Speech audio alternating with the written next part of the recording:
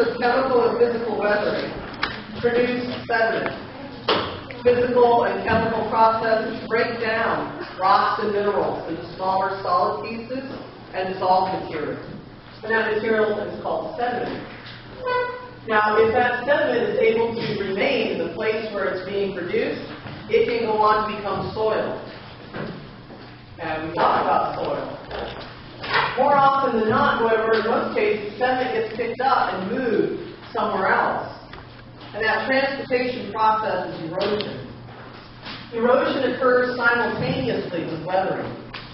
As sediment is being moved, you have sediment like pebbles and boulders and sand being rolled down a riverbed. They're hitting into each other, they're bouncing off of each other, they're cracking and splitting little chips off each other.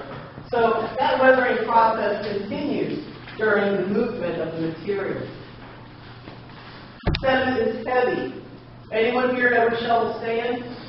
Gravel, dirt, snow? It gets heavy after a while.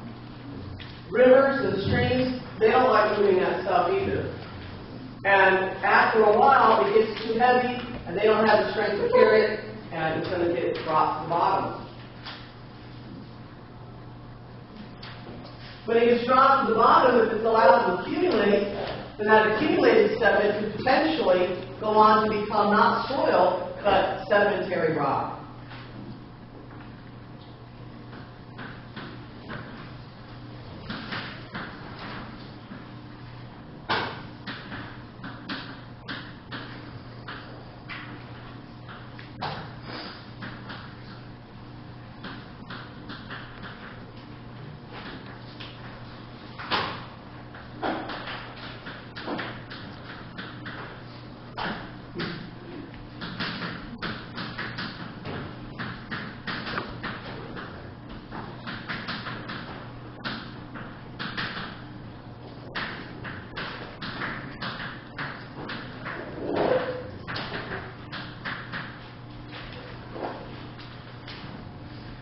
There are three processes that are most responsible for the erosion or movement of sediment.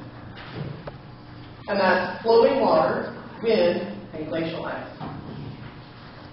Now, glaciers are huge accumulations of compacted snow that can cover several millions of square acres. They can be several miles thick. They can persist for millions of years. They're big enough to flow downhill under their own weight. Glacial ice and continental glaciers are capable of moving pieces of sediment of all sizes, from fine dust to pieces of boulders the size of this room to the size of this building. And can move those pieces several tens to several hundreds of miles before they melt and all the stuff drops out to the ground. The last major ice age in this continent ended about 10,000 years ago. Since then, glaciers have been generally getting smaller. Climate has been warming since the last ice age ended. So glacial ice today, even though it is a very powerful mover of sediment, because we are no longer in an active ice age, it doesn't play as big a role in moving sediment as it has in the past. Primary mover of sediment today is flowing water. Water weighs about 8.4 pounds per gallon. That's a lot. You ever have someone drop a gallon of water on your foot? Don't.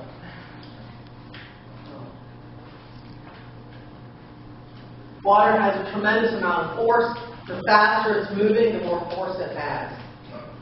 Flowing water can, again, much like glacial ice, it can pick up material of all sizes, from the finest clay and dust to sand, gravel, and boulders that may weigh several tens of tons. And flowing water can move that material great distances. You know, if you throw a rock, throw a handful of sand into the river down the street, that sand will probably show up in the Gulf of Mexico at the mouth of the Mississippi River in about 10 years. So that material can be moved over great distances. Wind is an agent of erosion, but it's very, very picky. Wind will only pick up very specific sizes of sediment. It will only pick up the sediment if it's bone dry, and it will only move the sediment if something's lifted it off the ground first. So the wind's kind of, it's not, it's too wet, it's too big. And what do you mean by that? If something's lifted off the ground first, like what? Yeah. An earth or something? For example, if you have a really windy day, usually you'll see like a car or a truck drive down the road and the tires will pick up the dust, and then the wind will pick up the dust. Yeah. There's a cohesion that holds particles together, and this is one of the reasons too in a fire they tell you to hit the floor, because there's a layer of semi-stagnant air at the surface. So if that doesn't get disturbed or kicked up, then the wind blowing above it won't lift anything. Yeah, something else is that to pretty much pick the dirt up and hand it to the wind, and then it'll carry it. It's wind. I don't want to do that. But once that wind has that material, it can blow it for several hundreds of miles. Volcanic eruptions that eject ash into the atmosphere, high atmospheric circulation of wind can distribute that material globally in a matter of days. This material does not remain moving perpetually. It's just too heavy. Occasionally your water levels drop or your wind dies down or the glaciers melt, and these agents physically lose their strength. They lose their ability to carry that heavy material any farther. So the material is dropped to the ground, settles to the ground when ice melts, drops to the ground when the wind stops blowing, or it falls to the bottom of the lake or the shoreline or the riverbed when the water slows down. This process is called deposition. Deposition occurs wherever and whenever sediment stops moving.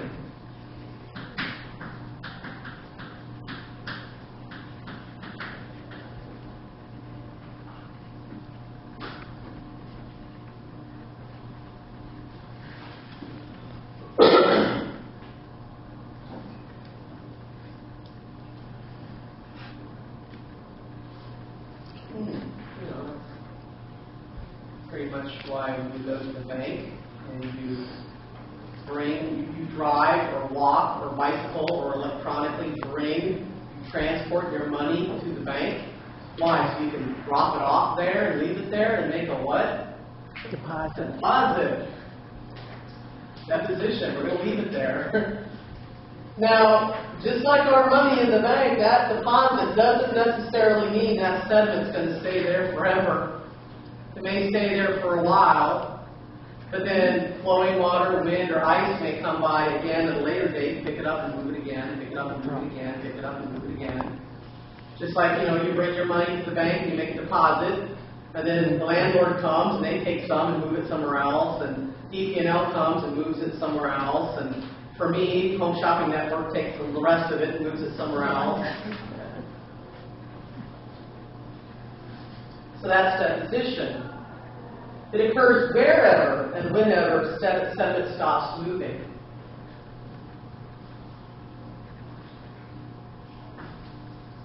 This leads us to the conditions present when deposition occurs.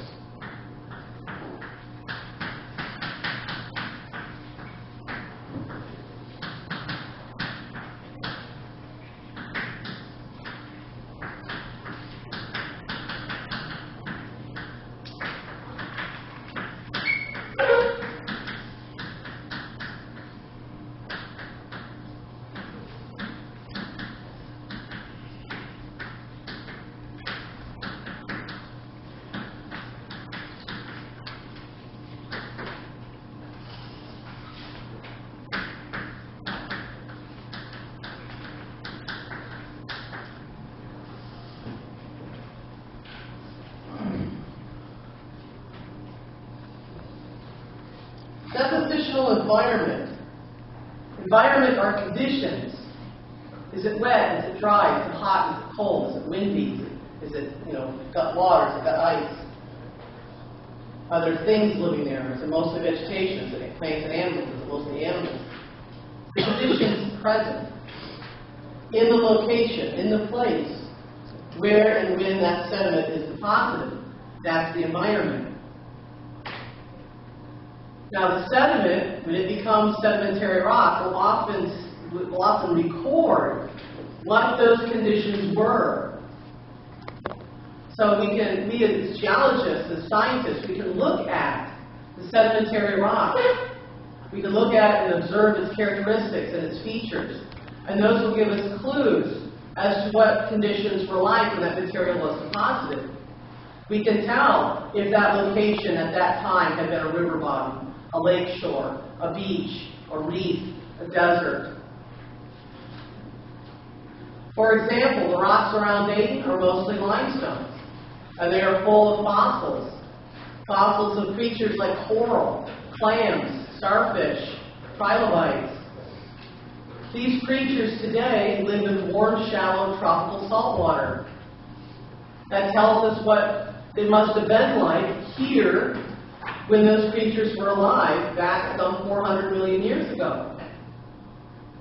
Of course, it's not like that now because stupid plate tectonics, the continents move.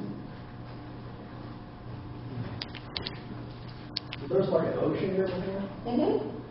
A continental sea, meaning the continent was partially flooded with salt water. Huh. Yeah.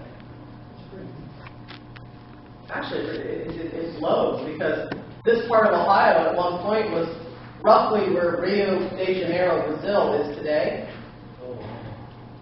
Yeah. That's out the window. Yeah, we've moved. Stupid plate tectonics. There are limestone layers in just west of us in Indiana that are made of the same sediment that today is being produced in the Bahamas. So that part of Indiana, just west of here, just over the border, some 350 million years ago, was located in a latitude where the Bahamas are today. Are you trying to process the soil right now? I know. That's plate tectonics. We move.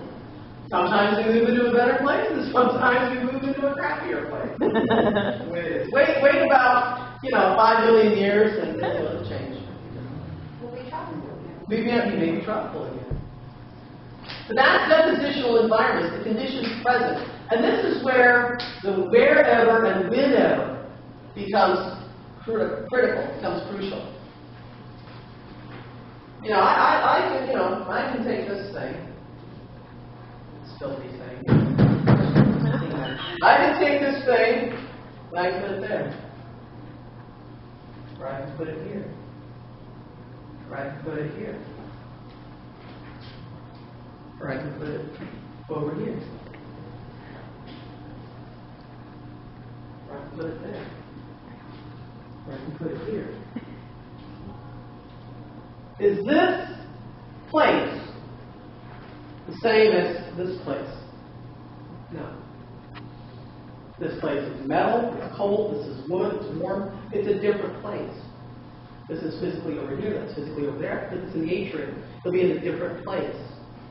It's different out there in the atrium than it is here in this classroom.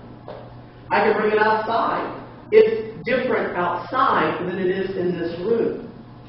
It's a different environment here than it is there. So, depending on where you are, you will have different conditions.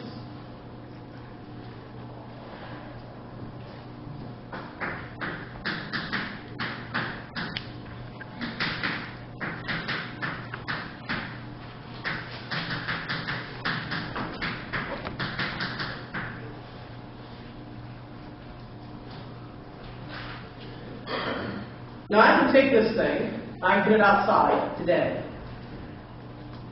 Okay. At the end of the day, I can bring it back inside. And then in November, I can bring it back outside again. and put it in the same place. But will it be under the same conditions?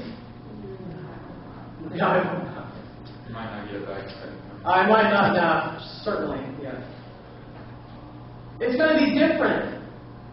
Our conditions will probably be different outside in November than they are now.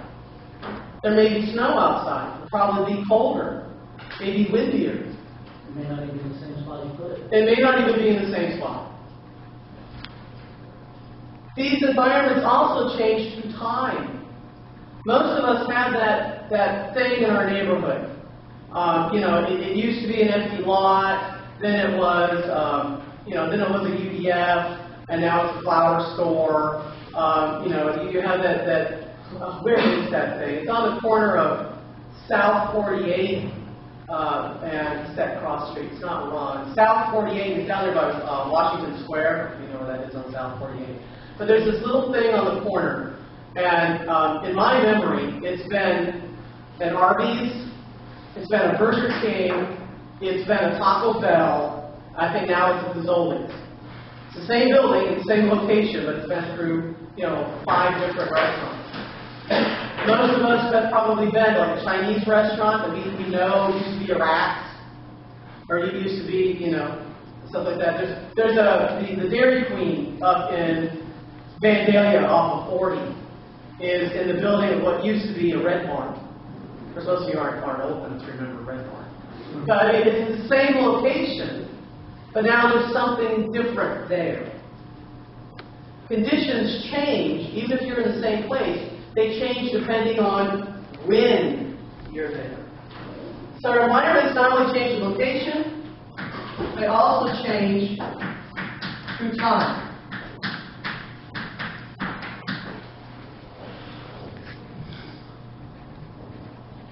Oh boy.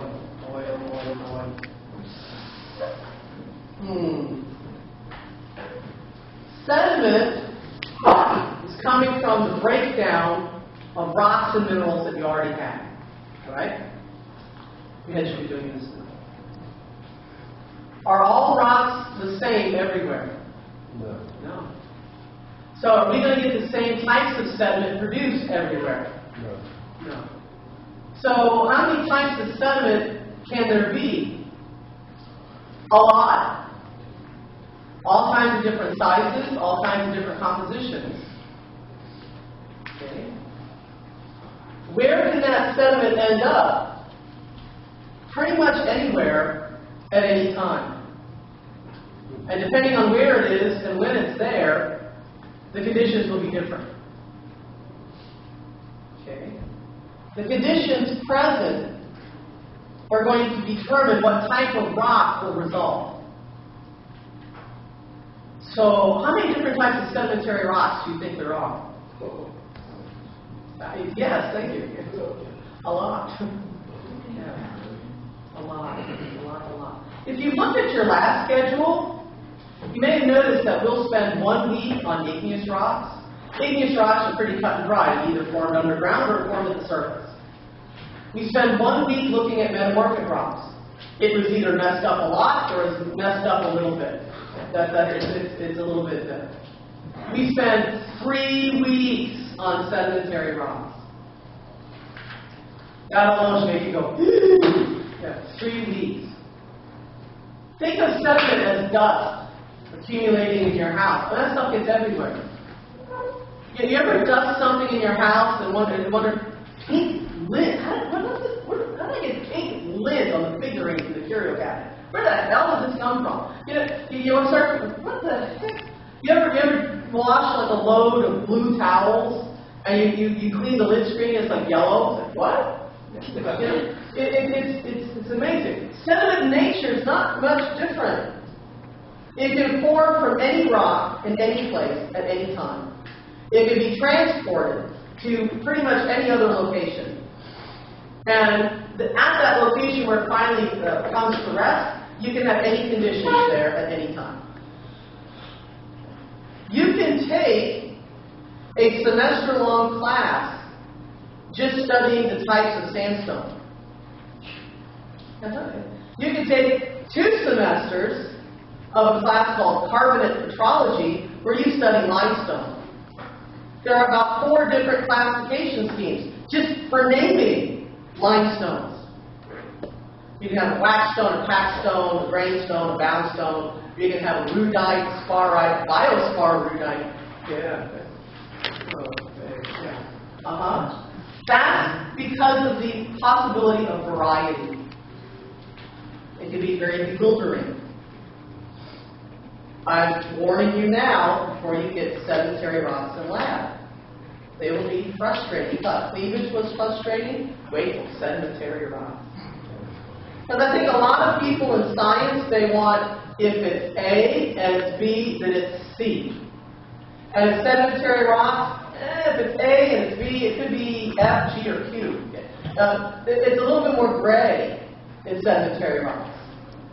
So oftentimes students become very frustrated. And I just don't get it. Don't freak. I'm just telling you right now. It's not you. It's the rock. It's inherent in the natural properties of the rock. It comes in that bewildering variety. That's just the way it is. Okay? So just, do you? It'll be all right. We'll be there to help you deal with it. It's okay. But they're so vitally important. These sedimentary rocks, first and foremost, help to tell us what has happened on this planet through its history and how things have changed through time, how the continents have moved through time, how things, the mountains and valleys and the oceans, how that's developed through time. It helps give us an idea of how life has changed and developed on this planet over time. So they're very important. Sedimentary rocks have been used for thousands of years as building stone. Limestone, the old courthouse on Courthouse Square, is built of local limestone blocks. Sacred Heart Church, just down the street here, is built with sandstone blocks from eastern Ohio. Of course, we don't do a lot of that anymore because it's time-consuming and laborious. It costs a lot of money. But we still use stone as decorative material. We'll use shale for pavers. That's a sedimentary rock. We'll mine sandstone for the sand, which is usually quartz to make glass with. Most sedimentary rock is mined to make construction materials. We'll get sand and gravel and lime from limestone to make cement and concrete and asphalt shingles and all kinds of rock products. There's one type of sedimentary rock, it's called coal. It's made of plants and vegetation. It's burnable. It's being burned now by PP&L to produce electricity. Did I tell you about the secret of electricity? Did I tell you about that? Do you guys know how we make electricity?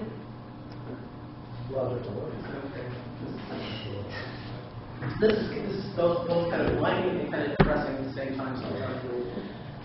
You have two natural processes. You have electricity, you have magnetism, and the two are BFF.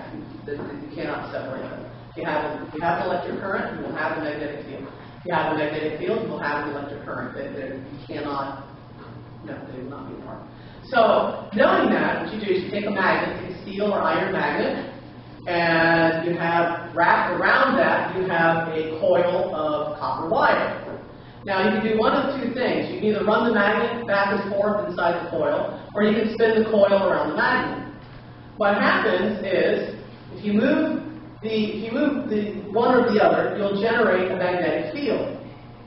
So the magnetic field is going through the iron bar up the middle. That magnetic field will then in turn generate or produce an electric current going the other way. And that electric current would exhaust and get electricity. Okay. So most of our electrical generation processes is to try to get that copper coil to spin around the magnet. So when burning coal, this is why we burn coal. We burn coal to heat water to make steam. And then we blow that hot pressurized steam against the fan blade. Make the fan blade spin to turn the copper coil to hot and get electricity. Nuclear power, the breakdown of nuclear decay generates a tremendous amount of heat. We're using that heat to boil water in the steam, to blow up the fan blade, hydroelectric dam, we're letting the water in at the top, letting it fall to the bottom. Guess what at the bottom? Fan blade. The water really makes the fan blade spin, it moves the copper coil to the bottom. You have a bunch of convicts running in a wheel, turning the side. That's it. We're boiling water.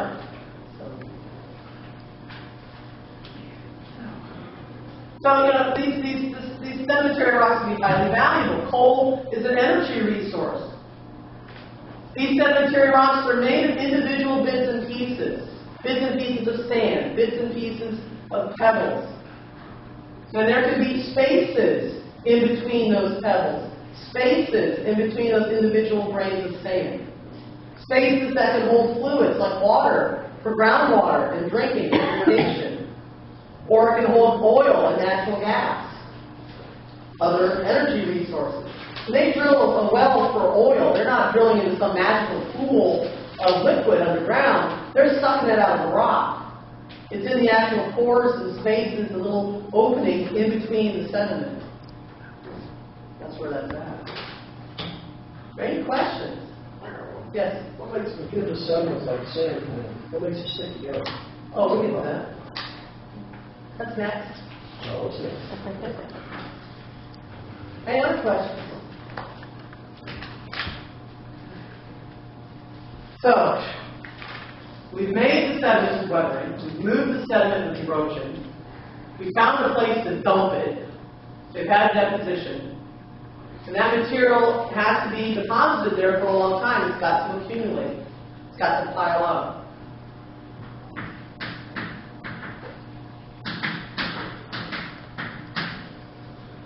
That can lead to lithification.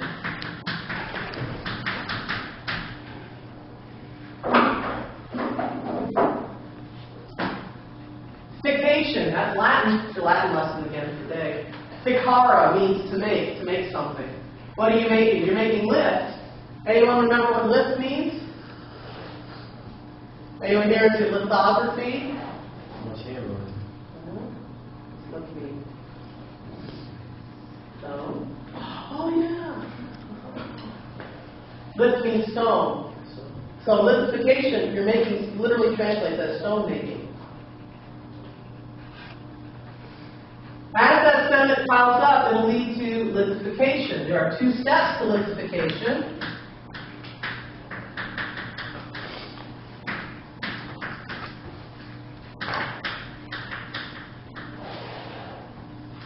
And those steps are compaction and cementation. You're going to make it compacted, you're going to make it stuck together. Compaction is going to come simply because sediment is heavy. And as new material keeps piling up on top, the weight of the new material piling up on top is going to squeeze the stuff that's at the very bottom and pack it closer together.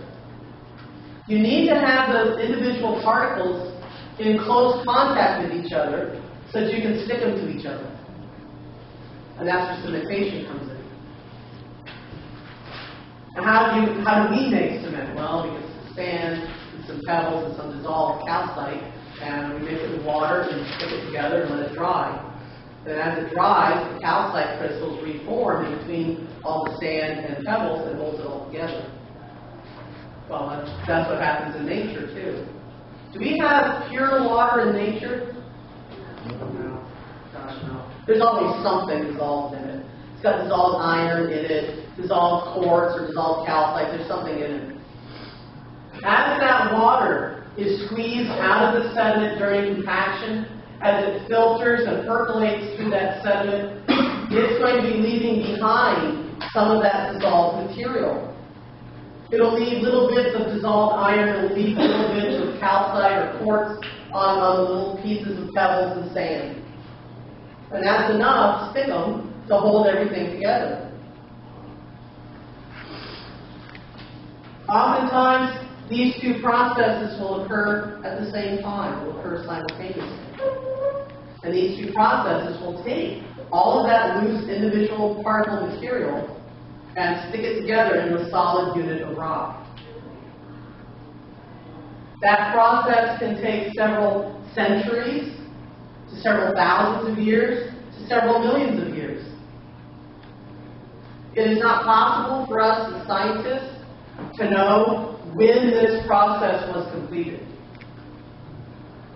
But we can get a good idea of when the sediment that became the rock was left there.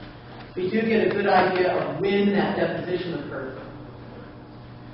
So oftentimes you'll hear geologists talking about when was that rock deposited? When was that rock deposited?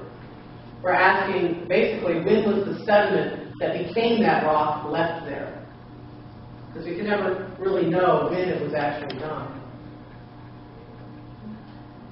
It's kind of like, you look at your neighbor's house and it's all gross and disgusting, the windows are falling out of it, the paint's peeling, and you're like, oh, and you go on a 2-week vacation and you come home and all new windows and new paint job, and like, wow, when did they do that? Well, you don't know. You know what it was like when it was the way it was before, but you don't really know when the timing of when it was done. And that's kind of what we look at with sedimentary rocks. We know when the process gets started, the deposition, but we can't tell when it was completed. Any questions? Yes? That's sort of like when you make like a clay model or something, like all the water. Is it changing like that?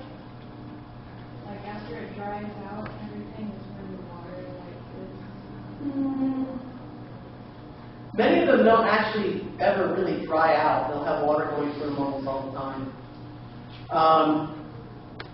And it's not so much a drying out as it is because the water's having to go through such small openings going around like individual pieces of sand that the openings can get so small that they'll actually trap those dissolved particles.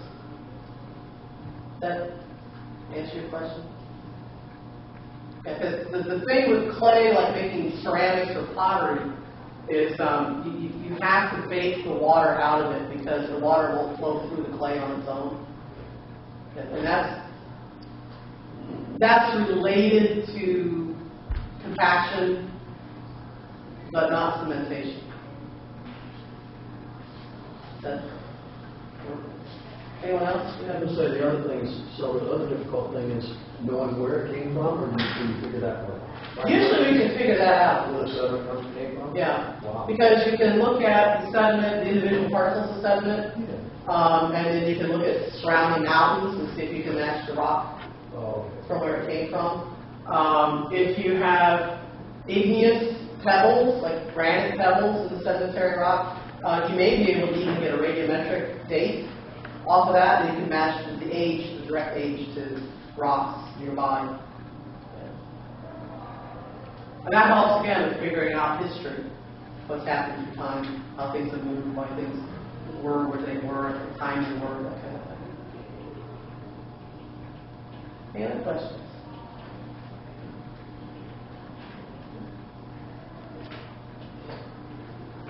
Well, this lithification process results in several types of rock. We have plastic and bioplastic. We have chemical and biochemical and additive. And we have organic. Now, organic is easy. Organic, there's only one, and that's the rock coal. Organic coal is made from once living tissue, especially vegetation. Land plants. Plants that grew on land. leaves, sticks, stems, branches, trunks, roots. Especially if you have this vegetation that's growing in areas that are close to or within stagnant water. The water will help propagate the plant growth and keep it going. And if it's low oxygen water, stagnant, then when that vegetation dies and accumulates in the water, it won't rot quickly. Its decomposition will be greatly slowed by the lack of oxygen, which means it will have time to accumulate to great thickness. Now, over time, environments change through time. So what may have at one time been a marsh, or a lagoon, or a swamp, or a bayou, where this process could have occurred, may in the future become a riverbed, may become a beach.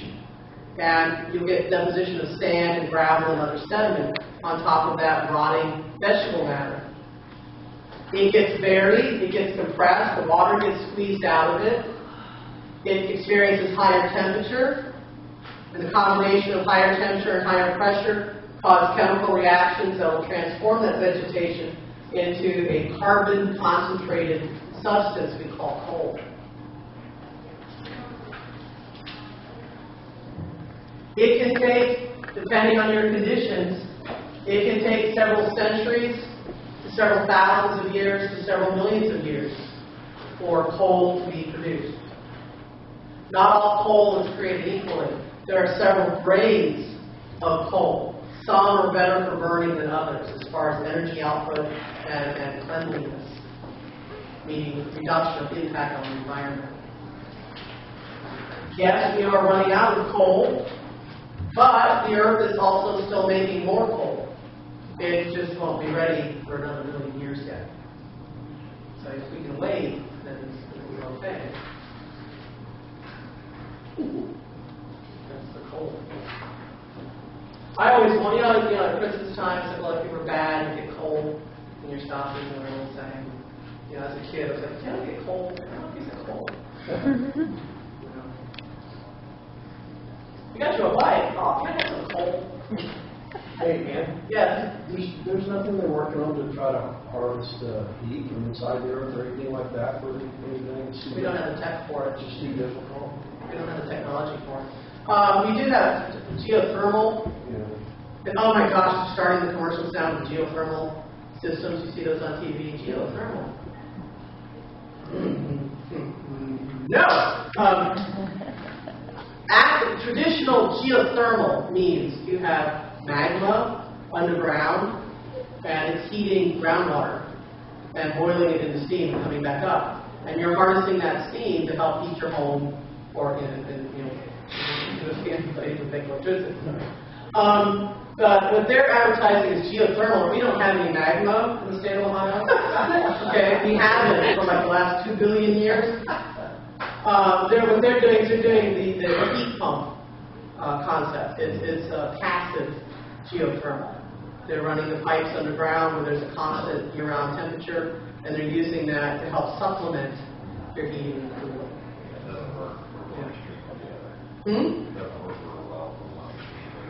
For extremes, it's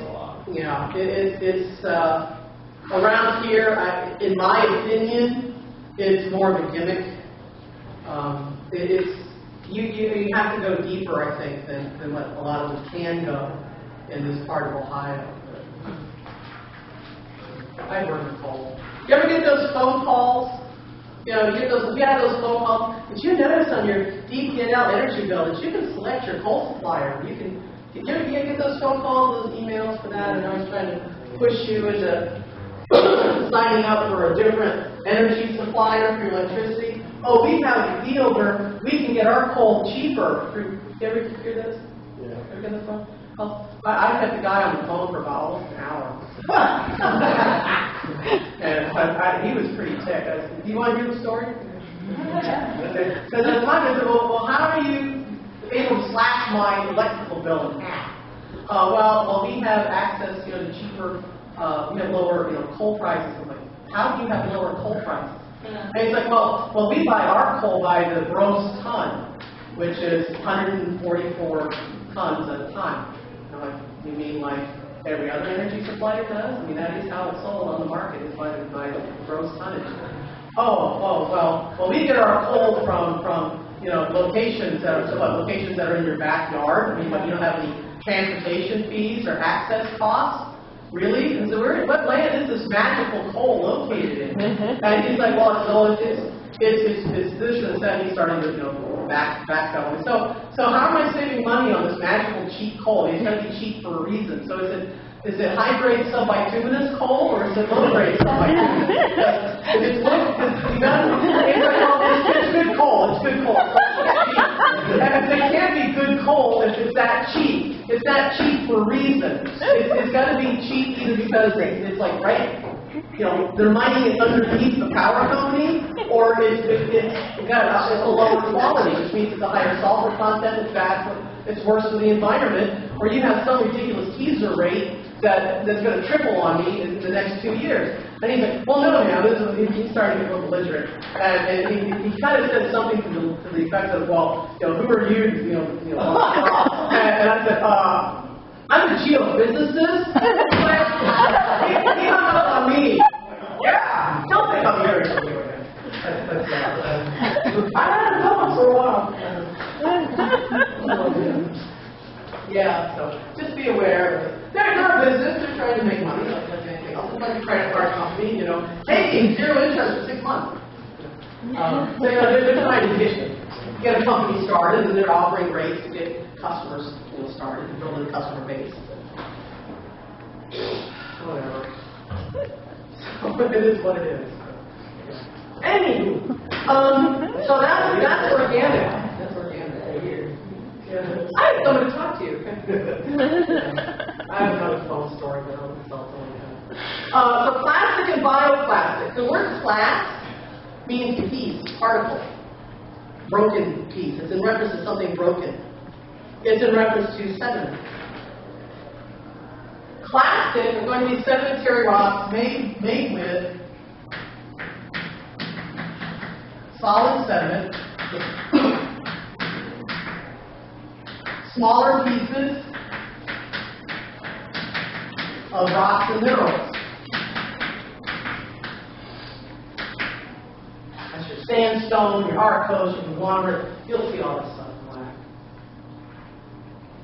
These types of sedimentary rocks will look like, chunks of sandcastle.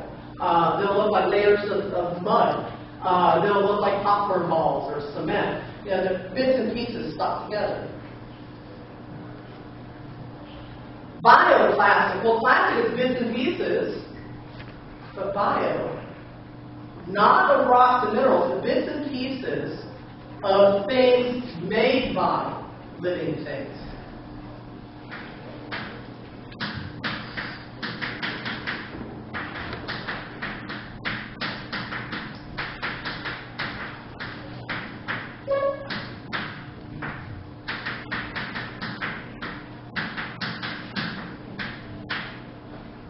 Now that's different from organic. Organic is the actual living tissue. Bio is stuff made by the living tissue. This would be mostly shells and exoskeletons.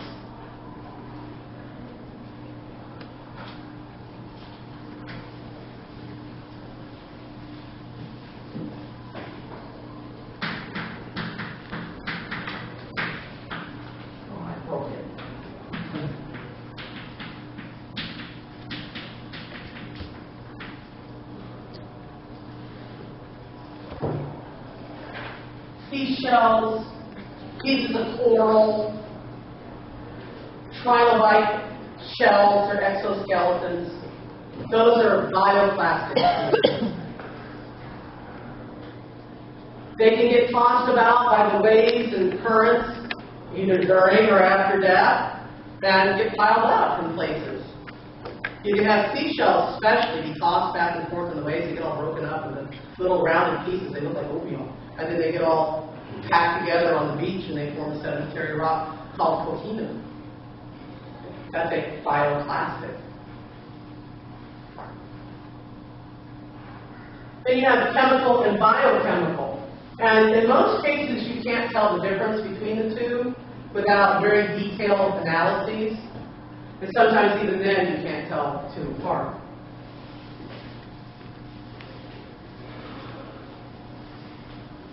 Plastic is using these solid pieces from physical weather. Chemical and biochemical are going to be using the dissolved material produced from chemical weather.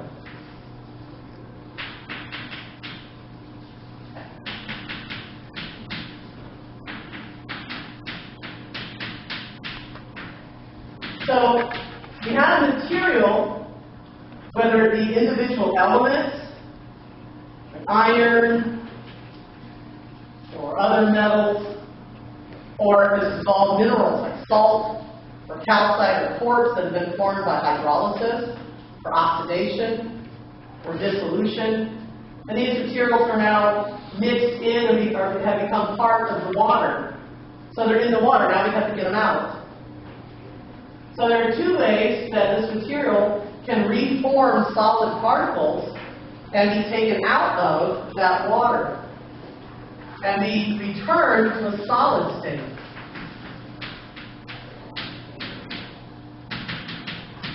They are evaporation, and precipitation.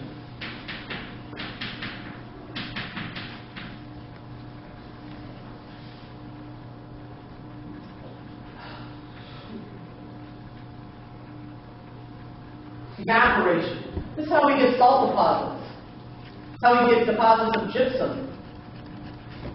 and borax. Salt water evaporates and the salt is left behind.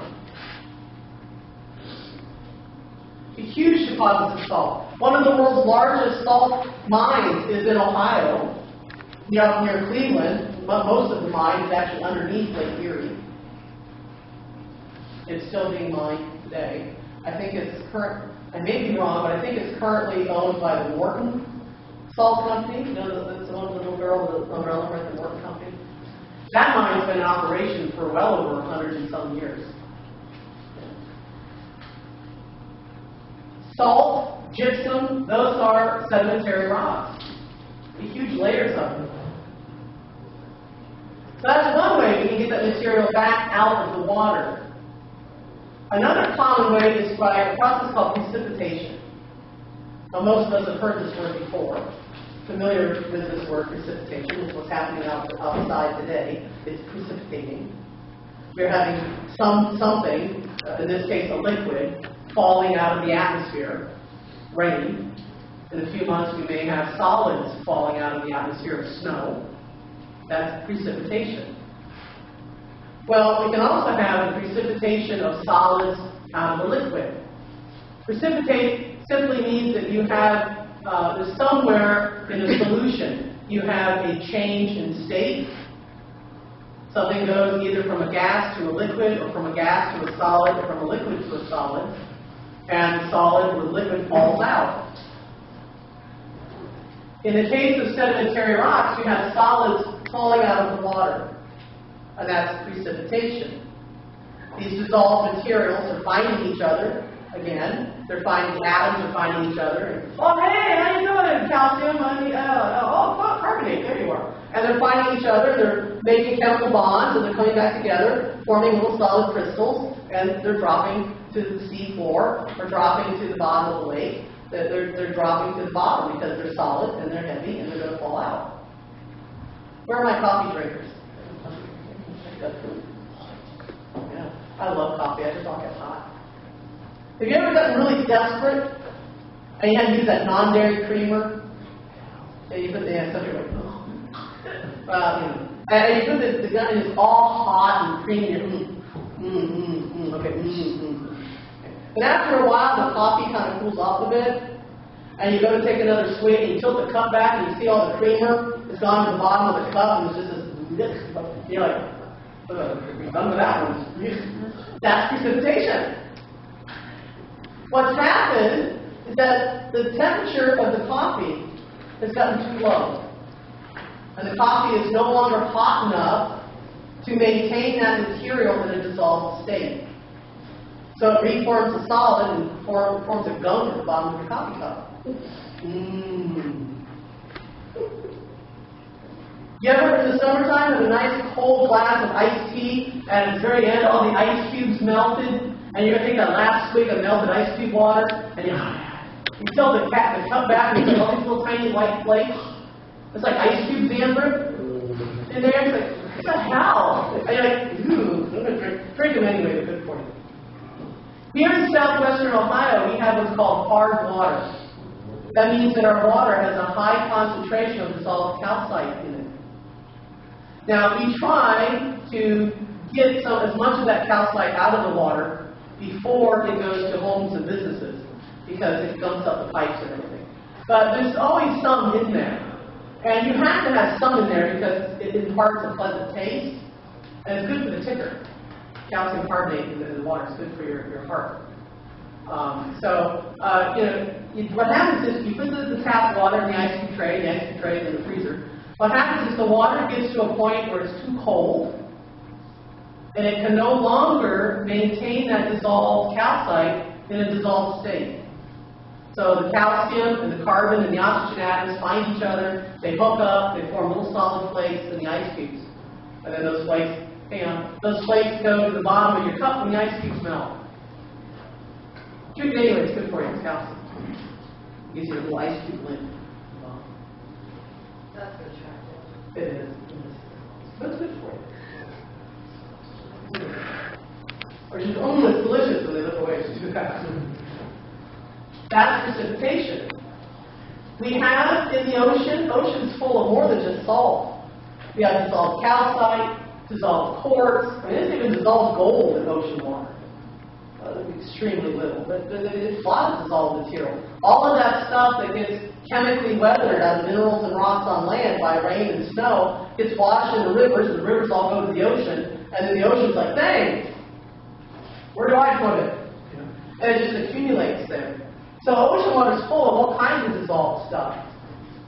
You get deep on the ocean floor, where you have conditions where the water temperature is very, very low, but the pressure is very, very high. And those conditions are not capable of keeping that dissolved calcite or that dissolved quartz. It can't keep it in solution. So it reforms a solid. And there are areas on the ocean floor where these little solid particles of calcite and quartz will actually, literally, like little sparklies, little glitter, will rain out of the water and accumulate on the sea bottom. That piles up, and eventually it can give you layers of limestone or layers of chert on the seabed. Biochemical would involve some kind of life activity.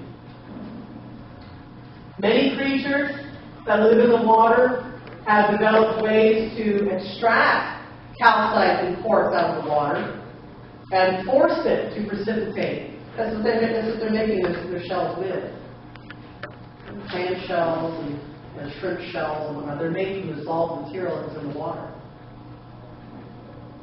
So there's the biochemical, they just add a little life thing and activity of the features. Are there any questions?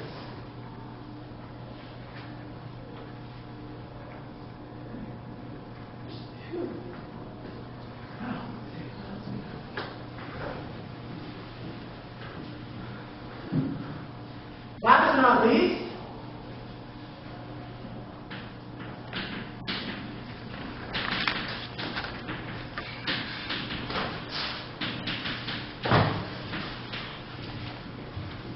something else that we can find in sedimentary rock are these things called sedimentary structures. These are various features that form either during or shortly after deposition.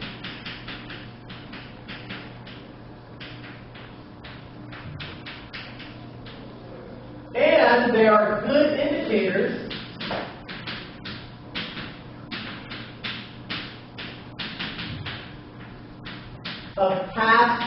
environment.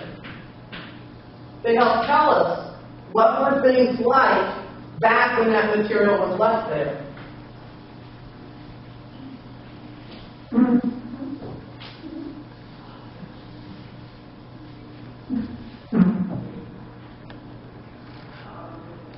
And they are typically formed by the physical and chemical activity that's in the environment during deposition.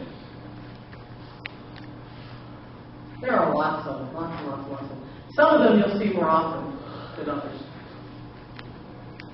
Among the most common is bedding.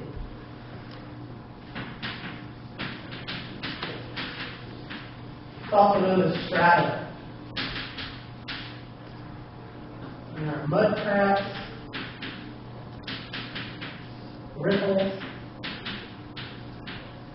ripples or ripple marks, and frostbed.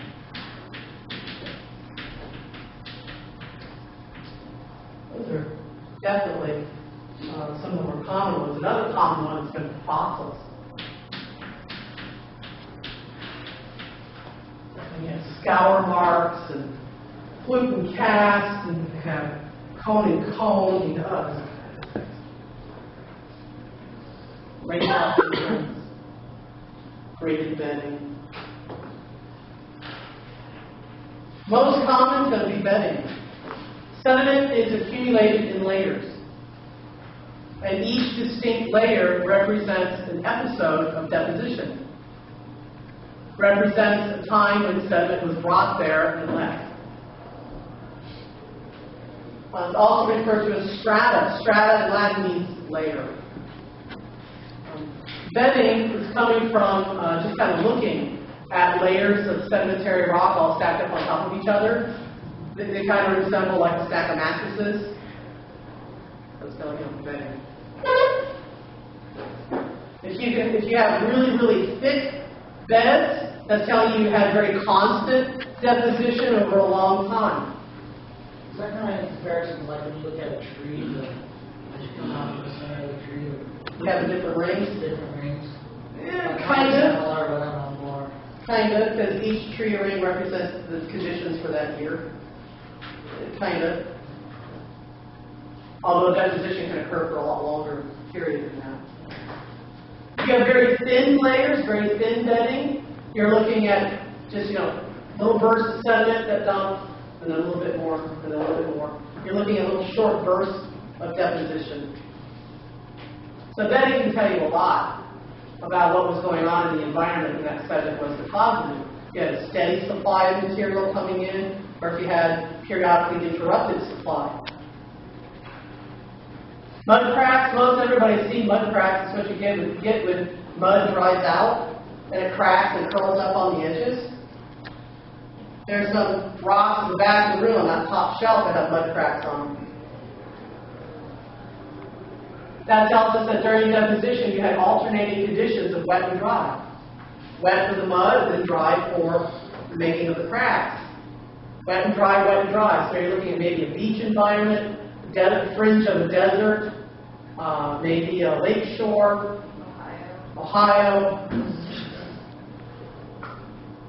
Ripples tell you had something moving. You had either a current of water or you had a current of wind.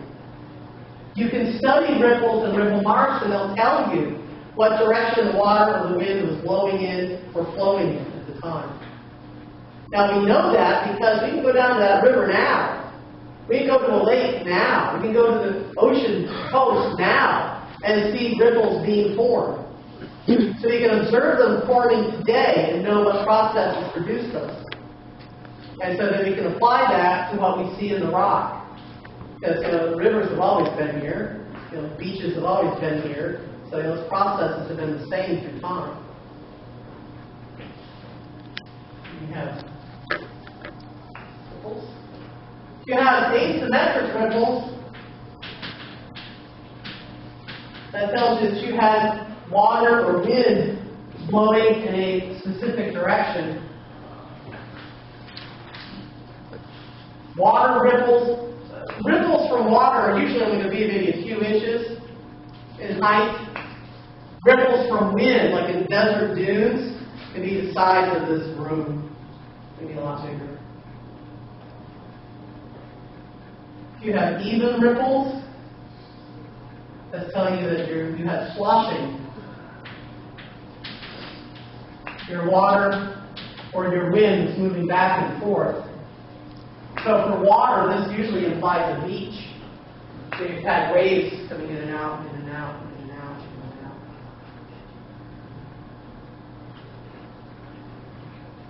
Ripples will form crossbeds.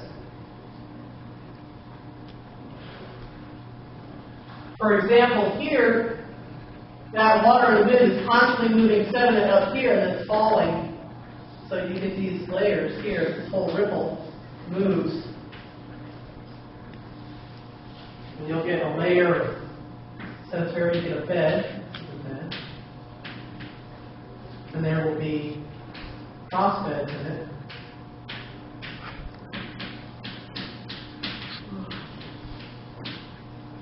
They're angled layers within the bed.